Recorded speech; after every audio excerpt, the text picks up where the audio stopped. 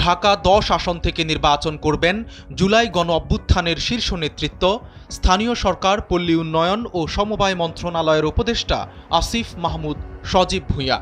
গত কয়েক মাস ধরে চলা এই গুঞ্জন এবার সত্যি হতে চলেছে। বুধবার সরকার থেকে পদত্যাগ করছেন তিনি, সেই তথ্য নিশ্চিত হওয়া গেছে।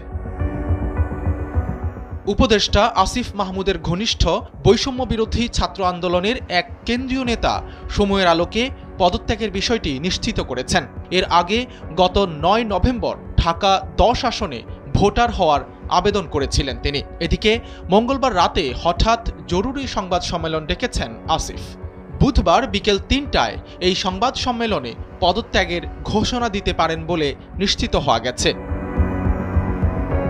উপদেষ্টার পদ থেকে আসিফ মাহমুদের পদত্যাগের বিষয়টি বেশ কয়েকদিন ধরেই আলোচিত।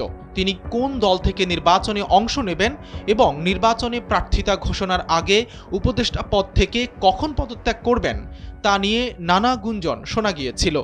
সূত্রের বরাতে জানা গেছে, বুধবার এসব বিষয় খোলাসা করবেন তিনি।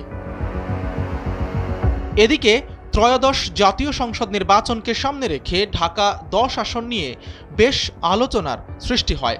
ধানমন্ডি, নিউ মার্কেট, কলাবাগান ও হাজারীবাগ থানা নিয়ে গঠিত এই আসন। বৈষম্য বিরোধী ছাত্র আন্দোলনের সাবেক সমন্বয়ক আসিফ মাহমুদ এর আগে মুরাদনগর উপজেলা নিয়ে গঠিত কুমিল্লা ৩ আসনের ভোটার ছিলেন। এই আসন থেকে তিনি নির্বাচন করতে পারেন। রাজনৈতিক অঙ্গনে শুরুতে এমন আলোচনাই চলছিল।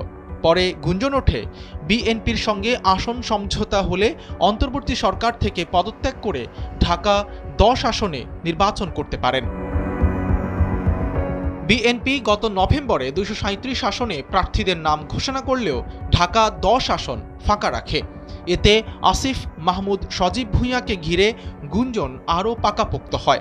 তবে দ্বিতীয় দফায় প্রার্থী ঘোষণাকালে মির্জা ফখরুল ইসলাম জানান, ঢাকা ১০ আসনে বিএনপির প্রার্থী হচ্ছেন শেখ রবিউল আলম। তিনি এই আসনে দলটির হয়ে প্রতিদ্বন্দ্বিতা করছেন। আসনটি ফাঁকা থাকলেও শেষ পর্যন্ত দলীয় মনোনয়ন দিল বিএনপি।